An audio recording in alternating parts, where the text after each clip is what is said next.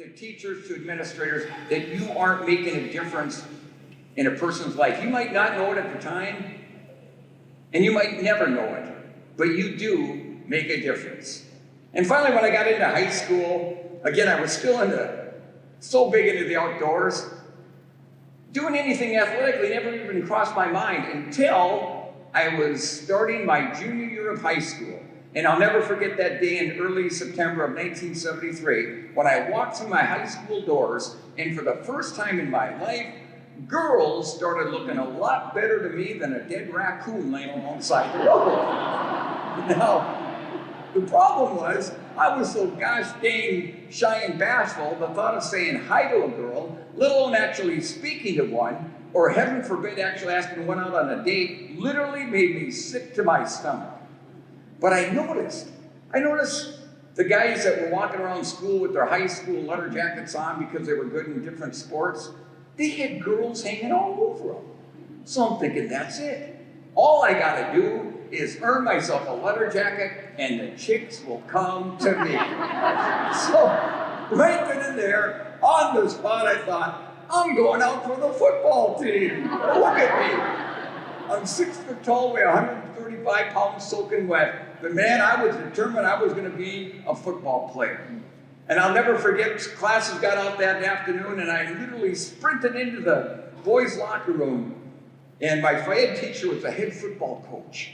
And I go, Coach Schaefer, I'm coming out for football. He didn't say a word. He just started laughing at me. He goes, Beards, they will crush you like a pop can out there. He says, my gosh, you turned sideways, we can't even see you. Well, he tried to talk me out of it, but I would not listen. And I'll never forget that day when I ran out onto that football field with about 25 other guys. And we're at about the 50-yard line, and we've got this big circle around Coach Schaefer. He's in the middle holding a football, explaining what we're going to do that day for practice, when all of a sudden he takes that football and he wings it towards the end zone, and he hollers, Beardsley, fumble, get the ball. So I'm thinking, man, I got to show Coach I know how to play this game. So I took off sprinting as fast as my skinny little legs will take me, and I jumped on that football, and moments later, half the football team came piled on top of me. When I got out of that mass of humanity and stood up, my helmet was on crooked, my shoulder pads were sticking out, my football pants were down to my ankles, and at that point I'm thinking, there is not a girl alive that is worth going through this. So I quit. I walked off the field. My entire football career from start to finish lasted 43 and a half minutes. That was it. So here I was, a kid, 17 years old. I hadn't had a date with a girl yet, couldn't even talk to one on the phone, and now I don't last an hour on the football squad. What little self-esteem I had pretty much went right down the drain.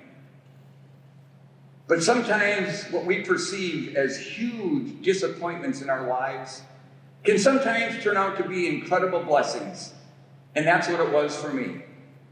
Because a couple of days later, a buddy of mine said, well, Beards, I heard you flopped at football. You ever thought about going out for the cross-country team? Cross-country? I never heard of a cross-country team. I had two questions for him. First being, what is this cross-country team thing you're talking about? He says, oh, it's lots of fun. We run through the woods and the trails, up and down the hills, jumping over logs and creeks. And I'm thinking, yeah, that sounds like it's kind of fun. But my second, way more important question to him was, do they tackle you in cross-country running? Well, when he said, no, they didn't, I went out for the cross-country team.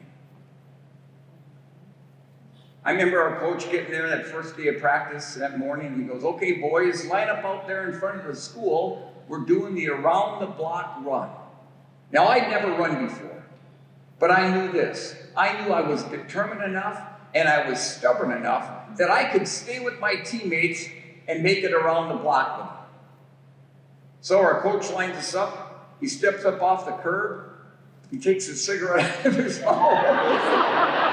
They got anybody they could to coach cross country back then. And he blows his whistle, and off we go. We get down to the first street corner, we turn left. I'm right with all my teammates. We get down to the next street corner, we turn left there. I'm still right with all my teammates. And now I'm thinking, great. We get to the next street corner, we turn left, back to the high school, practice is over. Hey, this cross country is gonna be fun. So we're coming up onto this next street corner, and I start leaning to the left. But they keep going straight. I'm thinking, I guess they're feeling pretty good this morning. They're gonna run 2 blocks. Well, we get up to the next street corner, and I don't just lean left, I actually turn left. But they kept going straight. At that point, it seemed like somebody had their hand down my throat trying to rip my heart right out. It felt like my lungs were about ready to explode. Pretty soon we were out of streets in town and out into the countryside. And not long after that, they were so far in front of me, I could no longer see them. Thankfully, one of my teammates came back to where I was struggling to put one foot in front of the other. And he says to me, Beards, follow the road you're on all the way to the end. When you get to the end, turn left. When you get to the next road, turn left there, and it'll take you back to the high school, and off you went. Well, I came to find out that what they called their around-the-block run was actually 3.2 miles long. Now, that doesn't seem very far to me today, but back then it seemed like forever. I had to walk the last mile. I could not run it. By the time I got back to my high school parking lot, all my teammates and my coach had already showered and gone home. But when I crossed that imaginary finish line, I remember thinking to myself, gosh, Dick, I don't know how far you ran and walked, but you made it. And I'll just bet you, Dick, if you work real hard, if you do what your coach tells you to do, believe in yourself, have faith, I'll just bet you, Dick, you can get good enough to make the varsity squad, to earn the letter jacket, to get the date with a girl. That was my whole inspiration for running at that point, was to get the date with a girl. Well, I did everything my coach told me to do. I showed up on time for practice, never complained about a workout, even ran on the weekends when I didn't have to. But I was terrible. Thankfully, we had a junior varsity squad, or I wouldn't have been able to run in any meets at all. But of course, at least back then, being on the JV team, you didn't earn a letter jacket. So that fall season got done, and I didn't run another step. The following spring, my coach said, so Beard, you're coming out for the track team, aren't you? I go, the track team? You mean that dirt road that goes around the football field in a circle? He goes, yeah. I go, nah, that's fishing season. And I didn't go out. But I'd already set a goal for myself when my fall cross-country season had ended, and that was this, that when school got out for my junior year, I'm going to run every single day. That was my goal. And I never missed a day. I didn't run real far, didn't run very fast, but I ran every single day. And I came back for my senior year of high school, and it was exactly 1 year to the day. We did that exact same around-the-block run. And this time, though, instead of all my teammates finishing in front of me, they all finished behind me. Now, that's not saying a whole lot because we didn't have a very good team, but it showed me that if you're willing to do the work, if you're willing to stay the course, don't let anybody, especially yourself, ever keep you from going after those goals and those dreams. Now, saying all that, I never did qualify for a state meet here in Minnesota in cross country or track, which I did run in my senior year. But I'd fallen in love with the sport of distance running. Now, a lot of people, when they see that video or they look at my running resume, they think, man, Minnesota kid, probably got a full ride scholarship, ran at the University of Minnesota. Well, first off, there was no scholarship. I did, however, run for the University of Minnesota. Just not the University of Minnesota you're probably thinking of. I ran for the University of Minnesota / Waseca, a very small 2-year agricultural college in Waseca, Minnesota, which is now a federal prison. Kind of tells you where I got my degree from. but that's a whole other story. But two people from that school made a big difference in my life. So when I got to school, I didn't have any extra money. I went out for the cross-country team, and there was a janitor, custodian, whatever you want to call that person, an older guy named Gordy. And Gordy would come and watch our practices, because we ran them around the campus. He'd come and watch our meets, and he noticed one day, he says, Dick, he goes, your shoes, they're all taped up. You go buy a new pair. I said, Gordy, I said, I can't. I don't have any money to buy a new pair. The next day, there was a brand new pair of shoes from Gordy. It made a difference in my life. And then one day after practice, my coach, John Fulgright, he was also my chemistry teacher. And you know, when you say something to somebody, or somebody says something to you, you never know how it's going to affect you at that moment, or that person, later on in the day, tomorrow, next week, next month, or years down the road. But one day after practice, all the other guys had gone in, and Coach and I were walking into the locker room, and he put his arm around my shoulder, and he says, you know what, Dick? I really believe you can become as good of a runner as you want to be. And I never, ever forgot that. But while I was in college, I met a young gal, and we fell in love. We're going to get married. And I thought, well, that's it. I got done with school, started dairy farming, started doing my guide business, hadn't run a step for 3 months. My running's over. I'm out of college now. Well, one day I'm getting ready to go out to the barn to milk my cows, and I went out and got the mail first, and I brought it back into the house, and I threw it on the table. And I noticed one of my running magazines had come. So I'm paging through it, and I see an article and read it about what it took to qualify for the Olympic marathon trials for 1980. You had to run 2 hours, 21 minutes, and 56 seconds. Now, I'd run a few marathons in college, but my best was about 11 to 12 minutes slower than that. So I'm standing there in my dirty old coveralls, and all of a sudden I thought back to what Coach Fulgright said to me a few years before. Dick, I really believe you can become as good of a runner as you want to be. And I thought, you know what?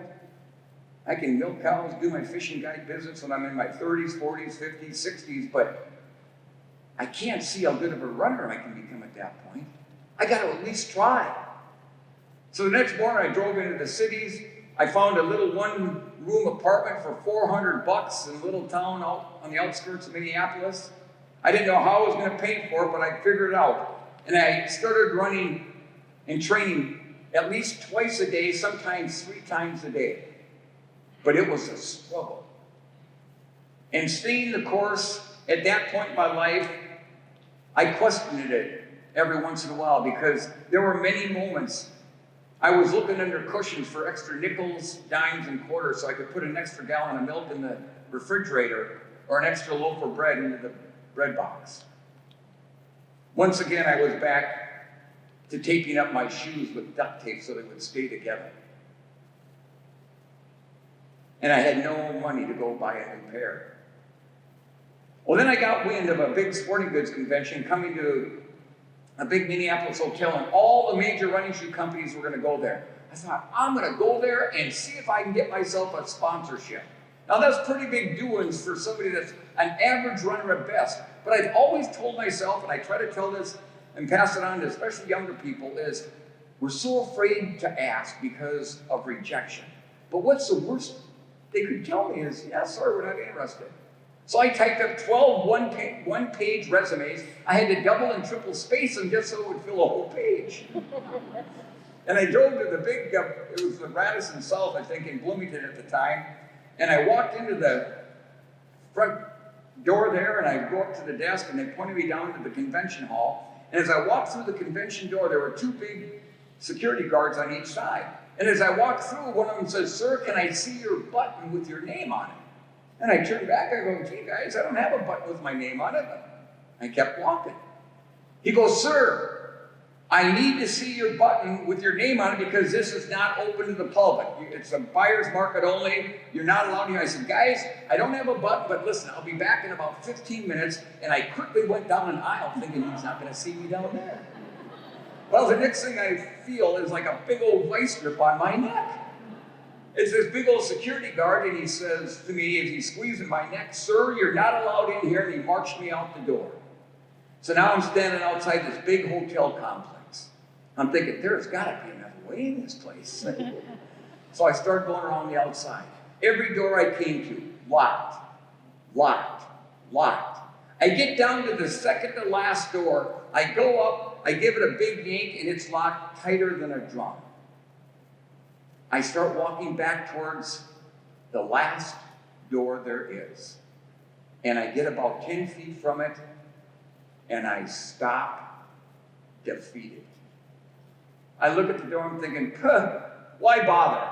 It's going to be locked anyhow. And I turned around, and I hung my head and started walking back the other direction. When I got about 10 feet this way, I stopped in my tracks, and I looked back at that door. I thought, Dick, you're that close. Why not just go give it a yank? So I walked back over to that door. I grabbed that handle. I gave it a big yank, and that door opened up, and it whooped me right there in the head. Got one of the little unicorn bumps sticking out at that point. But I could see through the next set of unlocked doors that went right into the convention hall. Man, I opened up that next set of doors. I took 2 steps in, and guess who was there to greet me? That big old security guard. He must have seen that little twinkle in my eye that I wasn't going to give up quite that easy.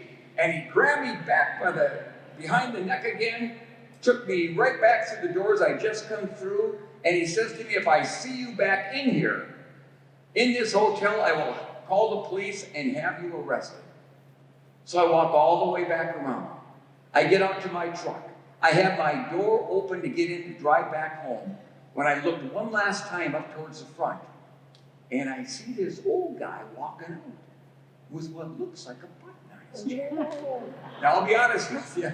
The first thought was to sneak up through the bushes and grab it off of him.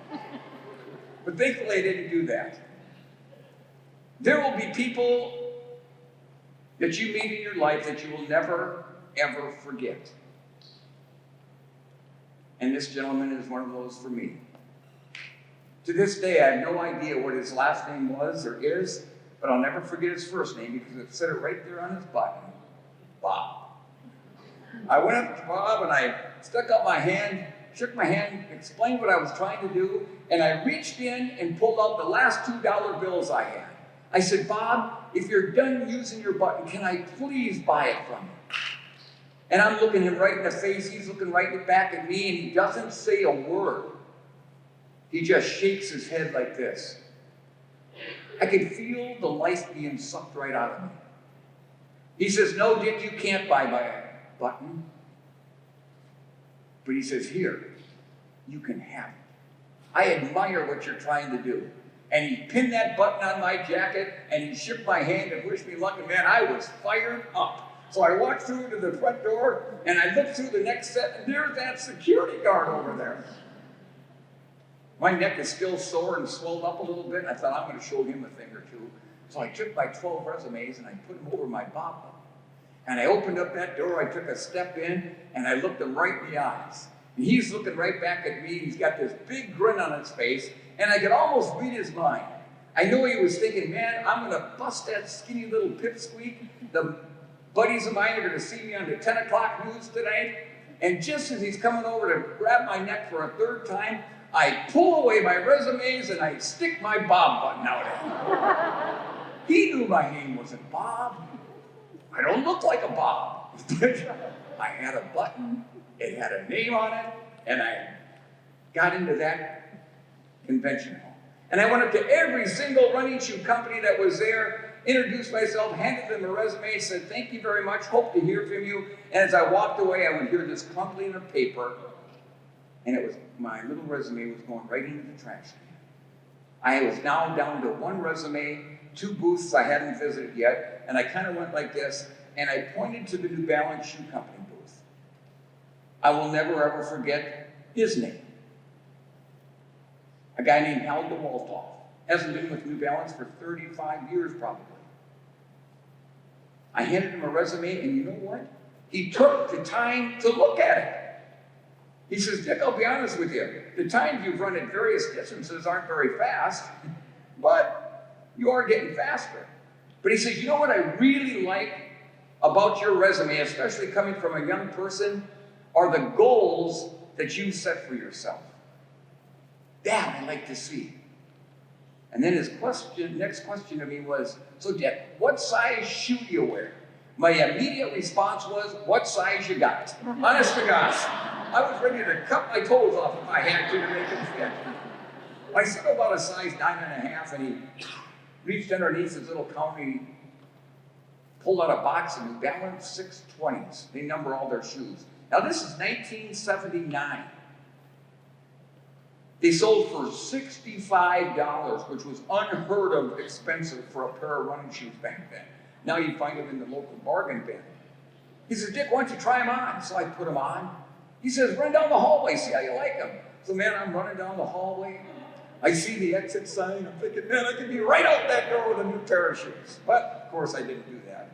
I came back, I took the shoes off, put them in the box, set them on the table, and I said to Mr. DeWaltoff, I said, and I meant it from the bottom of my heart. I said, Mr. DeWaltoff, these are the nicest running shoes I've ever had on in my life. Well, when you're coming from ones that are duct taped up, anything would feel good probably. He says, Dick, how would you like them? I said, oh my gosh, I would love them, but I said, I can't afford a pair of shoes like that. He said, Dick, I don't mean you have to buy them here. They're yours. Take them. And when I get back to Boston, where our headquarters are, I'll put a little care package together for you, see if I can get you hooked up with one of our coaches. I shook his hand, and my feet never touched the ground as I walked out of there with that box of shoes underneath my arm. About 10 days later, I just gotten back from an afternoon workout. When my apartment manager calls, she goes, Dick, I got a big box down here. It says New Balance all over it. Man, I couldn't get down there quick enough. I went down there, I got this big old box. I had to turn it sideways to get it in my one-room apartment. I opened it up. Inside were 8 to 10 pair of New Balance running shoes. Shorts, socks, singlets, warm-up suits. I sat there and cried like a little baby. Not because I got a box full of free gear, but because somebody besides me believed in what I was trying to do. When you believe in your students like you do, anything's possible. Sometimes we need somebody besides ourselves to believe in what we're doing. And that next morning when I put on a new pair of shoes and a new pair of shorts and singlet and socks and went out for a run, I had a giddy-up in my get-go that I never ever had before. And I remember thinking to myself, man, this New Balance company is giving me an opportunity when nobody else will. I'm going to promote their products to the best of my ability. 6 months later, I get a phone call from the owner, Jim Davis. He says, Dickie, we love what you're doing out there in Minnesota and the Midwest for us. We're getting, great reviews from our reps out there. Hey, keep doing the great work. We're going to keep sending you the gear, but we're also going to send you a $500 a month stipend. I'm thinking $500 a month.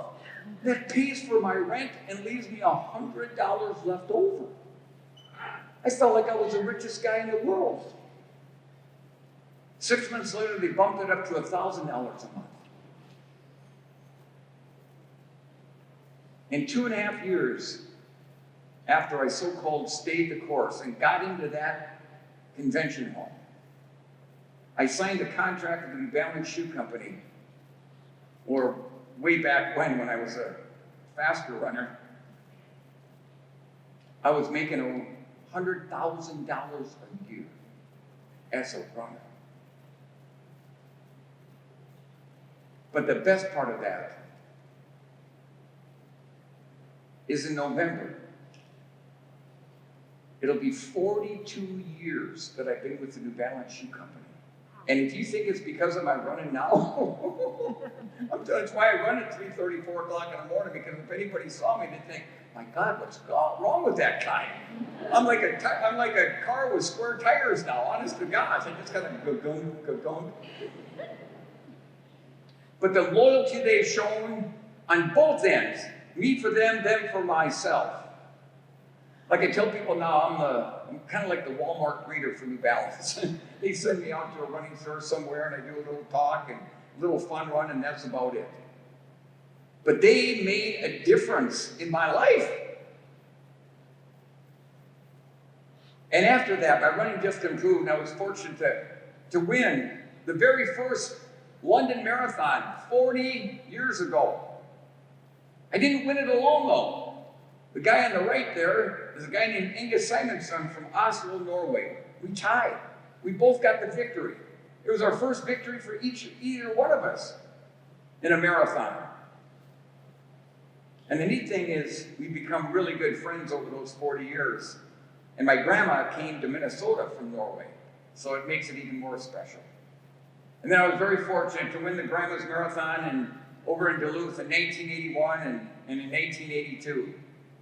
But never in my wildest dreams, when I graduated from high school in May of 1975, did I ever think that a short 7 years later I'd be standing in that little town of Hopkinton, Massachusetts, getting ready for the greatest foot race in the world, the Boston Marathon. As I said earlier, I can't remember what I had for breakfast this morning, but I can remember that race like I ran it this morning. Now back then, the Boston Marathon, by tradition, was always on a Monday, and it always started at 12 noon. Not the most optimum time to run a marathon, especially that day. At the start that day, it was sunny skies and 75 degrees at the start. And I remember standing on that front row, and the starter puts up his pistol and he hollers, 1 minute! And I look to my right, and that guy wearing number 2, Alberto Salazar, the world record holder, was standing right there. A couple guys down on my left was a guy named Bill Rogers. He'd won the Boston Marathon 4 times. A little further down that front line was a guy named Frank Shorter, the gold medalist for the United States in the Olympic Marathon. I'm looking up and down this front row, seeing world-class athletes and Olympians from around the globe, and I'm thinking, Dick, what in the heck are you doing on the same start line with these guys? But by the time that goofy thought entered my right side, before it got halfway across, I thought, no, Dick, you deserve to be here as much as anybody else. And with that, the gun went off and Salazar shot out of there like he was shot from a rocket, and I was right along his side. We went through the first mile of that 26.2-mile race in 4 minutes and 33 seconds. And I'm hanging on for dear life. And let me tell you, hanging on when you still got 25.2 miles to go is not a good feeling to have. And I just kept telling myself, Dick, you're going to be fine. I get to mile 2. I felt worse than I did at mile 1. But again, I'm just, hey, Dick, calm down. You're going to be fine. Well, when I hit mile 3, I felt so bad. The first thought to cross my mind, and I'm one of the most positive people you will ever meet, was to drop out.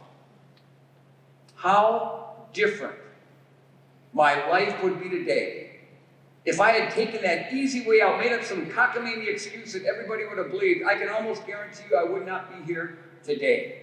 It's those moments that every one of us face in our lives at one time or another when we don't think we can take another step, but yet somehow we do. And then we take another one after that, and another and another. I thought, Dick, you can't drop out.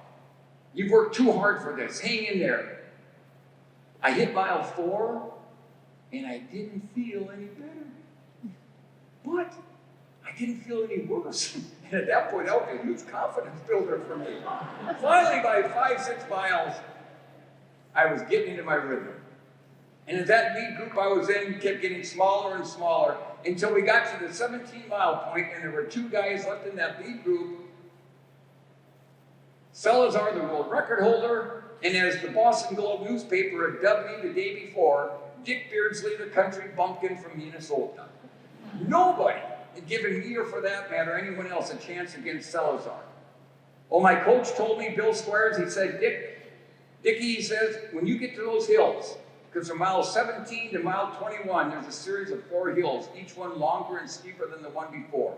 He goes, when you get to those hills, if you're in that lead group or close to it, I want you to run up those hills as hard as you can, and on the downside even harder. So like a good soldier listening to his commander, I hit that first hill and I ran it as hard as I could. On the upside and the downside, Salazar was right there. Same thing on the second hill, same thing on the third. Finally now I'm at the base of the infamous Heartbreak Hill. It's almost a mile long. I ran up that hill, Heartbreak Hill, as hard as I could. When I get to the top, I glanced over my shoulder and Salazar was right in my back pocket. So we're coming down the downgrade on the backside, and I feel like I'm doing the 100-meter dash. I'm sprinting literally as fast and as hard as I can to try to get away from him. And when I got down to the bottom where it flattened out, I didn't even have to look behind me to see if he was still there. He was so close I could hear him breathing. And at that point, I could no longer feel my legs. And the thought of having to run 5 more miles at the pace we were running or faster literally made me sick to my stomach. But I knew this. I knew no matter how bad I was hurting, I knew I could suck it up enough to run 1 more mile. And the good Lord has given us this incredible gift between our ears called the brain, and it's some powerful stuff. And my brain convinced my body that, you don't have to run 5 more miles, just 1 more. Now all of a sudden, the task at hand didn't seem quite so hard. Next thing I know, I see the 22nd mile mark. Still got that little bit of lead. Okay, Dick, 1 more mile. Boom, there's the 23rd. I say it again. Dick, just 1 more mile. Bang, there's the 24th. Still get that little bit of a lead. Then as long as I live, I will never, ever, ever forget what I saw next. In front of me on that road in blue and gold paint, it said 25.2 miles. And right below that, it said 1 mile to go. At that point, I got so weak-kneed and rubber-legged, I honestly didn't know if I'd be able to take another step. At that point, for some reason, tears just started streaming down my cheeks. At that point, for some reason, I flashed back to that day in May of 1975 when I walked off my high school stage, the first one of my family to get a high school diploma. And I walked out to where my mom and dad were sitting. And my dad, who had an 8th grade education, was crying. I handed my dad my diploma. He handed me back a small envelope and he said to me, "Dee, here, this is your graduation gift from your mom and I." So I opened it up. I pulled out this small piece of paper. And in my dad's 8th grade handwriting, it said, "Dee, this is good for round-trip airfare to the Boston Marathon. Maybe someday you'll want to run it. Love, Mom and Dad." Here I am not just running it, but I'm winning it. And I knew my folks were back home here in Minnesota watching it on television. I'm thinking, "Dick, you have got to get your mind off your mom and dad. Think about something else, anything." I thought back to a terrible blind date I once went on, and that came in handy. I knew it would. And I got my mind off my mom and dad, back into the race, and with about 900 meters to go, think about that, a little over 2 laps of the high school track, I had the biggest lead I'd had all day, an arm length and a half. Now, I knew Salazar didn't have a great finishing sprint, but I knew he had a lot better one than I had.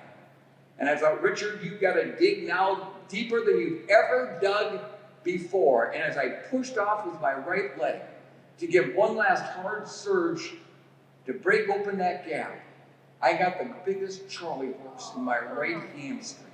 I mean, it literally set me up in the air. Salazar went flying by me like I was running backwards. 5 yards he had on me, 10, 20. At one point, he had almost a 100-meter lead.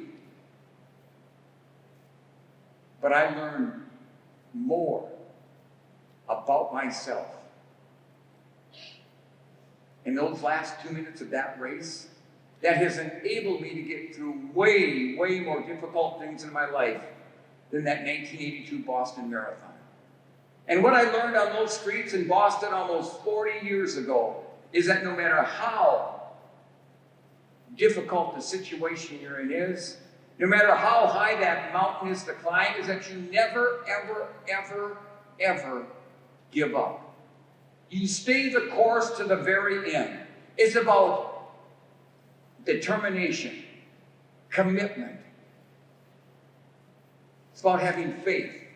It's about being in the right place at the right time. As Salazar continued to get further down the road, I'm running along the right-hand side the best I can, trying to work that cramp out.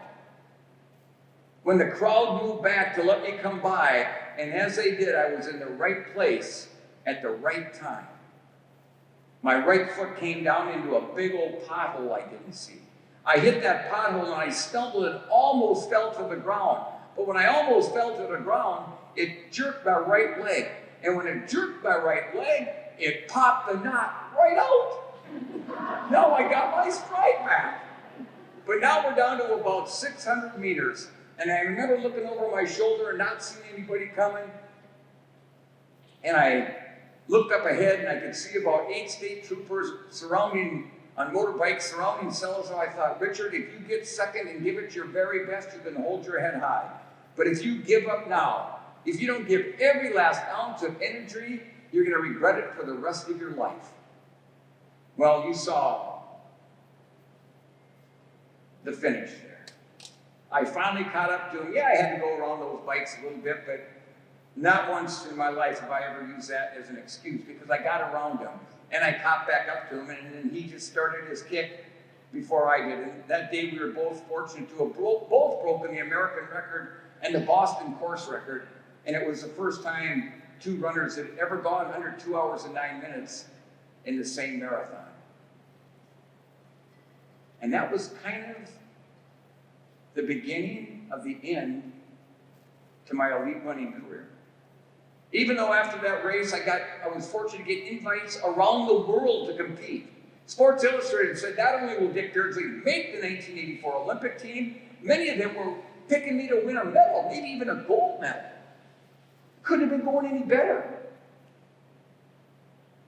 And then 9 months before the Olympics, I blew out my left Achilles tendon. And the Olympic orthopedic surgeon, Dr. Bill Clancy, rebuilt it for me. Says no running for 6 months. Well, I didn't have 6 months. So 6 weeks later, I was back training even though it hurt like crazy. And a few months after that, I was running a race out in California, and I was coming around a sharp turn. I had to push off with that left foot, and it snapped again. And down I went. There went the 1984 Olympics. I couldn't run for almost 2 years. I tried to make a little bit of a comeback for the 1988 Olympics. I got to the Olympic trials, but just could never get back to that level. And after the Olympic marathon trials in 1988, I retired at age 31. Now that's kind of prime time for these runners nowadays in the marathon, but back then it was getting old. But I was happy. I'd given it my very best. Running took me more places than I ever thought it would. And I moved back to the farm. And now my goal was to milk a bunch of cows, raise a bunch of kids, do my fishing guide business, and life was going to be absolutely grand, and it absolutely was. Until November 13th of 1989. I got up that Monday morning, like I always did, around 3:30. I got out to my barn and milked my 70 or so cows, got done doing a few other chores, and then walked out of the barn back towards the house to go inside to give my family a good morning hug and an I love you. Well, I got halfway between the barn and the house, and I stopped dead in my tracks, thinking about all the way more important things in my mind I thought I had to get done. I thought, gosh, you've got 3 wagon loads of corn to unload. The neighbor's coming over to help you finish combining, and the weather service says a big snowstorm's due to hit in the next couple of days. You know what? I'll just tell my family I love them and give them a hug tonight at supper. And I turned around and walked the opposite direction. Big, big mistake. Anytime you have the opportunity to tell the people you love that you love them, you never, ever, ever pass on that opportunity because you don't know if it'll be there later on. Mine almost wasn't. I turned around, I walked down a small hill, I jumped up onto one of my tractors, I sat in the seat, started it up, throttled it down, it was snorting like a freight train. I walked to the back, and I pulled a lever. And I pulled a lever, that started what's called a PTO. That's not mine, mine had guards on it, but it's similar. A power takeoff. And that thing is spinning 600 revolutions a minute. And I turned after I started it and was gonna go back up, and all of a sudden, I thought somebody had come up from behind, grabbed me by my shoulder blades, and body slammed me into the ground. The next thing I realized, my left leg was being wrapped around that shaft, like taking a piece of string and wrapping it around your finger. And when I couldn't take my leg anymore, it started taking my whole body around and around and around.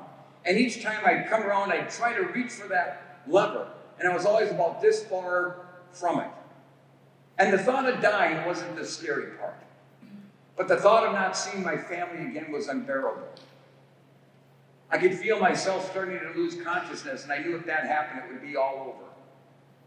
Then on this very cold, gray November morning, all of a sudden it got so bright out, it was like looking up at the sun times 100.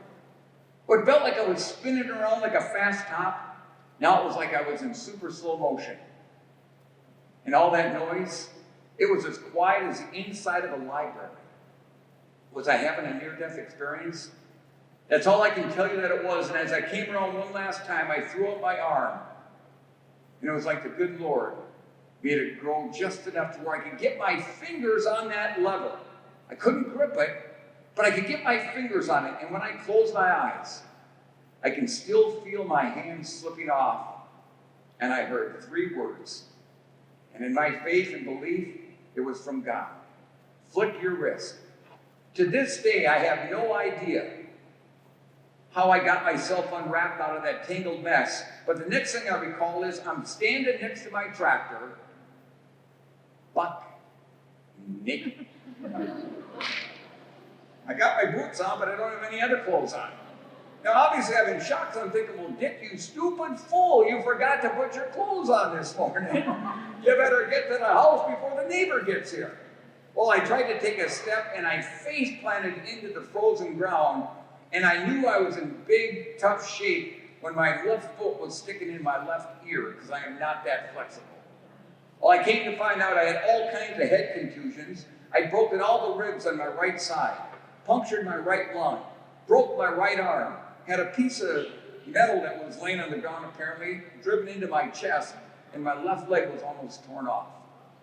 But I'm laying on the ground. I knew I needed help. And I knew my little boy Andy was off to kindergarten. I knew my then first wife Mary was either in the barn or in the house, but I knew I had to get help. So I thought, well, I can move my left arm, I can move my right leg, so I started grabbing anything I could with my left arm to pull, and I pushed with my right leg, slithering like a snake. I finally got about 100 feet away from all of the farm equipment when Mary found me laying in our driveway, and I could tell by the look on her face something was terribly wrong. She goes, my God, Dick, what happened? I go, Mary, I got caught in a power takeoff. Call 911. So she sprints to the house. She grabs the portable phone. She runs out. She's dialing it. They're calling her. They're talking to her. They're asking her all kinds of questions. Mary, we need to know, is Dick still caught in a power takeoff? I remember, I'm 100 feet away from any farm equipment. Just a minute, let me check. So she runs over to me. She gets down, she goes, Dick, they gotta know, are you still caught in the power takeoff? At that point, he started laughing. I go, Mary, does it look like I'm still caught in the power takeoff? And she backs off a little bit, she goes, sir, I'm looking at him right now, and he's all wrapped up in that thing. I'm thinking, holy cow, she needs the ambulance more than I do. Well, within about 10 minutes, the sheriff comes into the farmyard, but he doesn't really know what to do. But he kneels down next to me and he starts telling me Ole and Lena jokes as I'm laying there. Well, at least I'm going to die laughing anyhow. But I had wonderful doctors and surgeons and physical therapists and nurses and people I didn't even know And I had the desire and the will and the determination to get better. They said I might never ever walk again. They thought they're going to have to amputate my leg. Twice. Because after a few surgeries to put me all back together and getting out of the hospital after about 6 weeks, I was home for about 2 weeks and got a terrible infection. But once again, the help from so many people. We had no money, or I shouldn't say no money, we had no insurance. We thought we did. We had just changed companies, but apparently the new policy didn't kick in until December 1st. So we had $150,000 in medical expenses. And every single nickel was paid from people sending in donations, people putting on fundraisers. Some old teachers of mine, when they heard about it, raised a few $1,000s in fundraising, as many other people did, people I didn't even know. And I survived. And things pretty much got back to normal again, even back running a little bit. For the next 2.5 years, everything was rosy as could be. And then in July of 1992, I was coming home from a little R&R 30 miles from home, and a lady ran a stop sign on a country road. T-boned my car, totaled it out, busted up my back, in the hospital, a couple back surgeries, but I survived.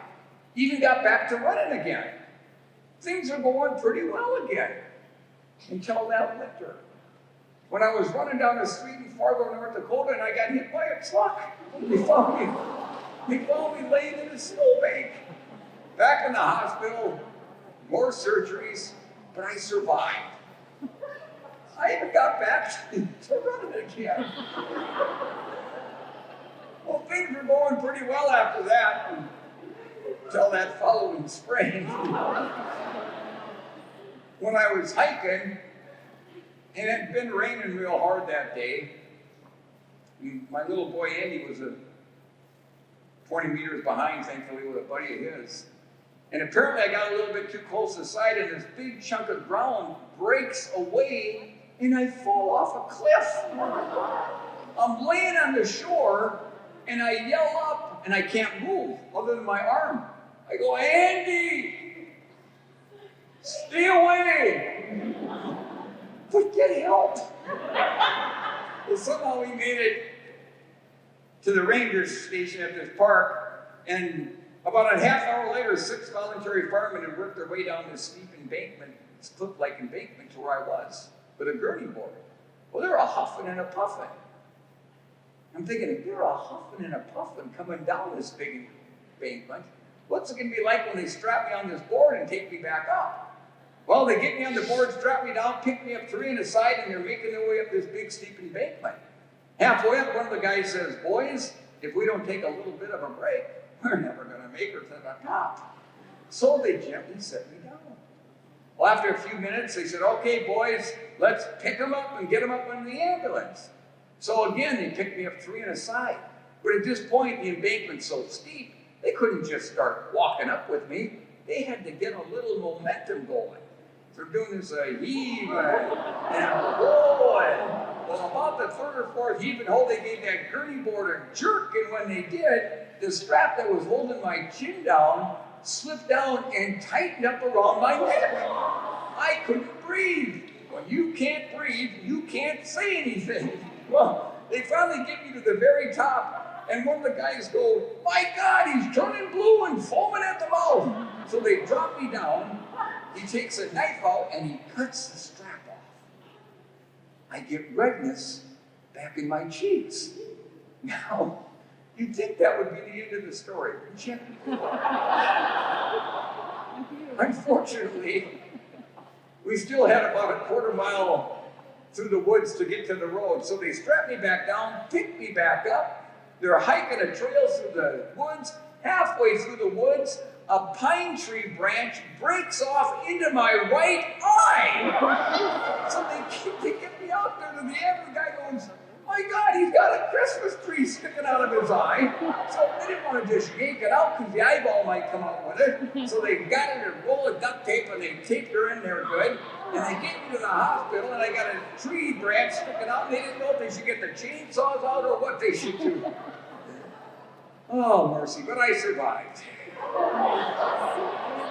I even accidentally once years ago super glued my eye shut, but I'm not even going into that one. But through it all, I never questioned God or anybody else. Why is this happening to me? People would say to me, my goodness, Beardsley, if you didn't have bad luck, you wouldn't have any luck at all. But I never, ever looked at it like that.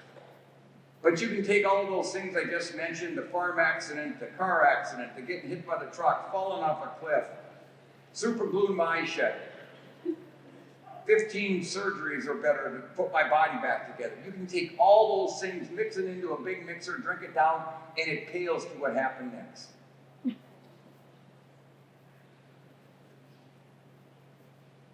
I became addicted to narcotic painkillers.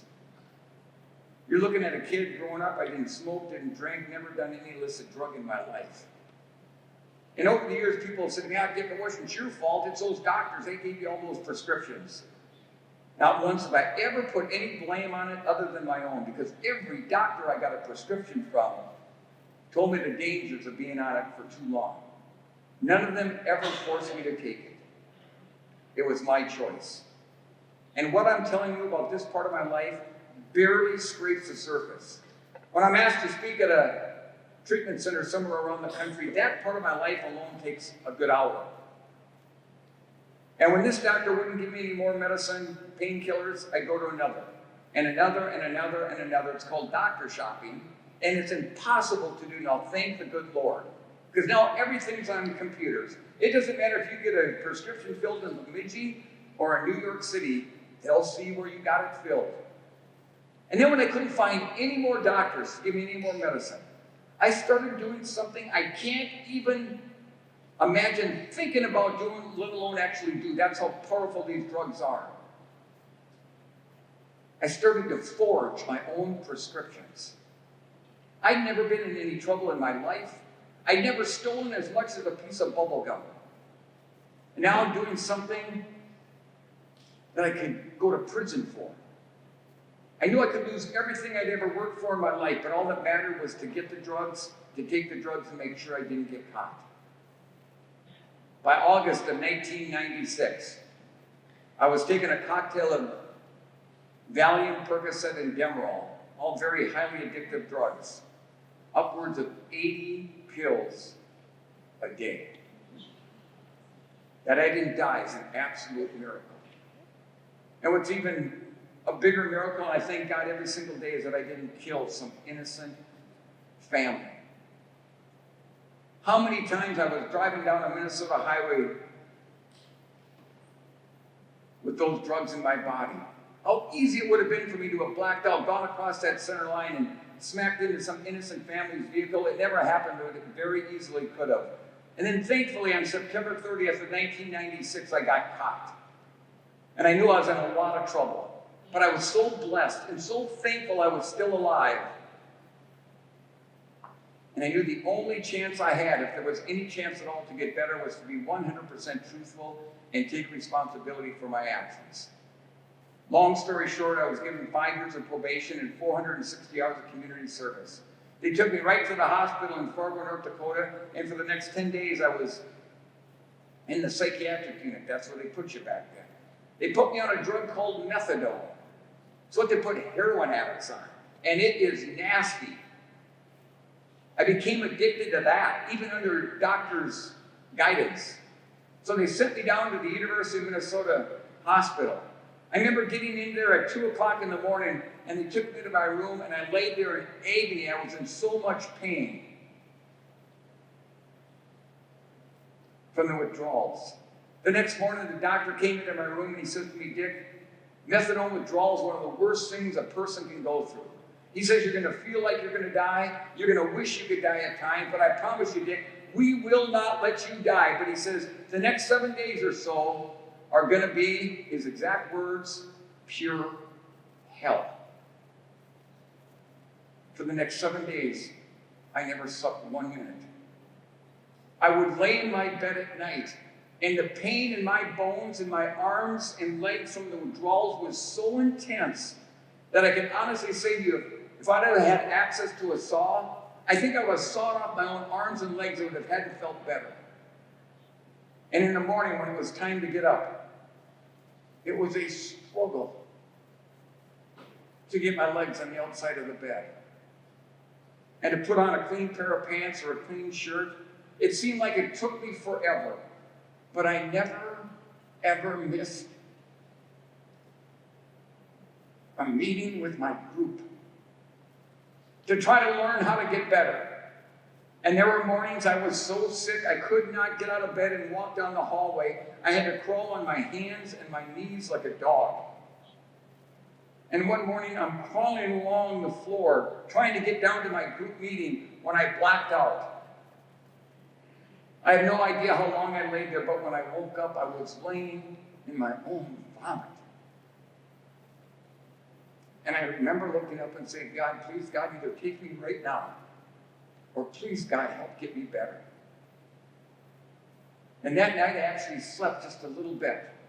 And the next day a little bit more, and the next day a little bit more after that. And after I'd been there about 30 days or so, I started to feel what it was like to be me, Dick Beardsley, without those drugs in my body. And I liked how it made me feel. Has it been easy? Absolutely not. But anything worth anything in our lives, it's just not a cupcake.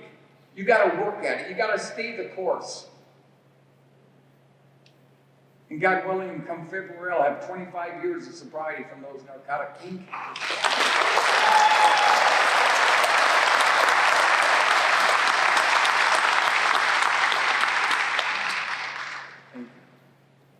You know, as I look back in my life, I was 25, 26 years old when I ran that Boston Marathon. And I remember thinking after I recovered from that race after a couple of months, I remember thinking, and I really believed this. I thought, you know what, Dick? The one thing good about that race is that you will never, ever go through anything more difficult in your life. I really believed it. That's how much that race took out of me. But obviously I was wrong. And then when I had all those accidents and all those surgeries kind of in a short time period, once I got recovered from all those things, I remember thinking, boy, I'd never want to go through that again. But at least the good thing is, I know for sure now I will never, ever, ever have to go through anything more difficult. And once again, I totally believed it. And once again, I was wrong. And after I had maybe 3 or 4 years of sobriety from the narcotics, I remember thinking to myself one day, I thought, you know, I would not wish this on my worst enemy. But the good thing is, I guarantee I will never, ever, ever have to go through anything more difficult in my life. I would have bet my life on it. But once again, I was wrong. It's my son Andy. We adopted Andy when he was a little baby from Honduras. We couldn't have any of our own biological kids. He was my little buddy. He liked to shave with Pop. He always called me Pop, never Dad, it was always Pop. He was my little fishing buddy, and he was one good fisherman, let me tell you. Well, when Andy was 21, he joined the United States Army.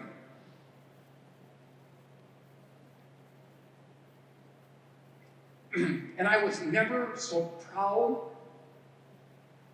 of anybody in my entire life. What I did with my running was nothing compared to him joining that army and putting his life on the line for our country. And to him, it was an honor to wear that uniform and to serve our country. And then he got deployed to Iraq.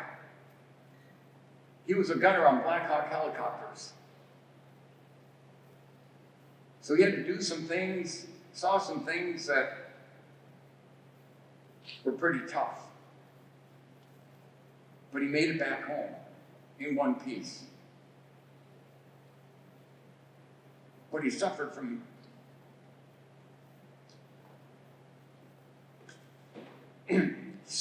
post-traumatic stress disorder, PTSD. And coming up on October 6th, 6 years ago, my son Andy took his life. And I was devastated.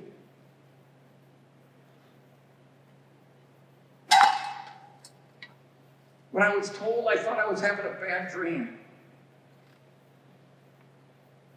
I thought, it can't be. Wake up, Dick.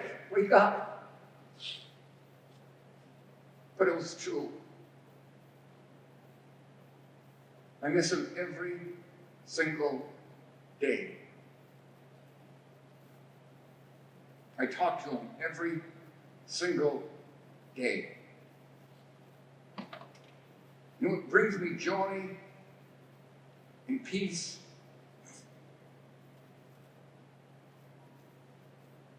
Is knowing that someday I'll be able to give my son Andy a hug once again. Life is not easy. And sometimes it's easy to want to give up. But don't ever, ever give up. There's always that hope. They say you can live 40 days without food, 7 days without water, a few minutes without air. But you can't live 1 second without hope. And know this, no matter how crappy a day you're having today, that tomorrow morning that sun is going to shine and rise, and it's the start of something new. And then if that day is just as bad, if not worse than the day before, know this, that sun will come up again tomorrow morning.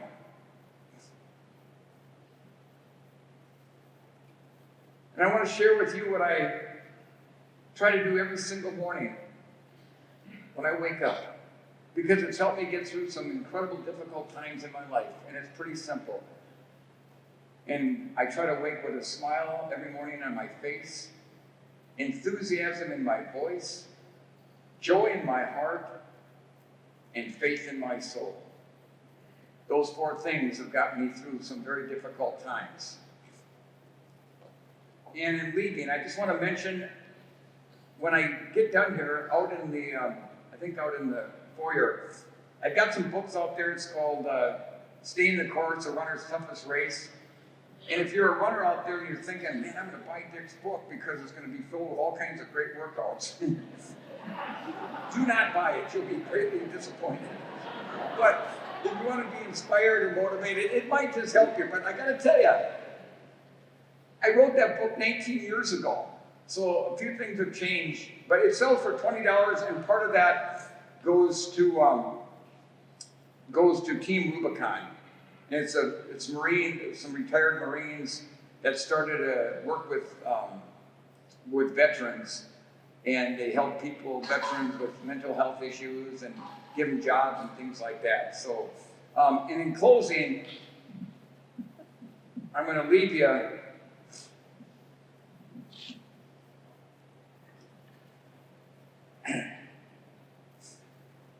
with a little song I wrote. My mom gave me a guitar when I was 12. I'm 65 now, and I can't play it a whole lot better than I did when I was 12. But like with anything in life, it's all about giving it your best try. I want to thank Superintendent Lutz for letting me be part of your morning. And I want to thank each and every one of you for the difference you make in our young people's lives in this community of Bemidji. It's been trying times for you this past year and a half, no doubt.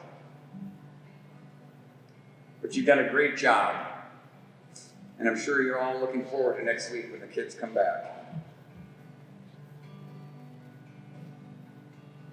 I've been up and down, I've been tumbled around, I've suffered through ache and need.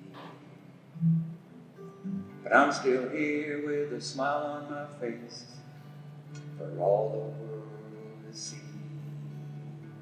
I love my life, I love my wife, and I love my family. Yes, my life, it's been good. When I lost my dad, I was so sad, I cried for days and days. Then I lost my mom, she was gone. How would I find my way? From family and friends and with the help of the Lord above. Today my life, it is filled with love. You know I've really lived a good life. Yes, I have. How I love to change just one thing, but I know I can. I love my life, I love my wife, and I love my family. Yes, my life, it's been good to me. The key to life, it's not about all the money that you make. It's what you give to others. It isn't what you take. There's people who have nothing, yet they're as happy as can be. That's a life that I want for me. When I lost my son, when I lost my son, I was so stunned I still find it hard to believe. He meant the world to his friends, to his mom and me. And a day goes by when I don't look to heaven there up above. I say a prayer, I send him all of my love. Even with that, you know I've lived a good life. Yes, I have. How I'd love to change just one thing, but I know I can't. I love my life, I love my wife, and I love my family. Yes, my life, it's been good. I've been in accidents, went through drug addiction. I've had my aches and pains. Life it sure ain't easy. You have no one to blame. So live your life like it might be your last day on this earth, and show yourself just what your life is worth. When I wake up in the morning, there's 4 things I always do. Have a smile upon my face to show great gratitude. Enthusiasm in my voice for all the world to hear. Joy in my heart, faith here in my soul. You know I've really lived a good life. Yes, I have. How I love to change just one thing, but I know I can't. I love my life, I love my wife, and I love my family. Yes, my life, it's been good to me. I love my life, I love my life, I love my wife, and I love my family. Yes, my life, it's been good to me. Thank you, everybody. Take care and God bless.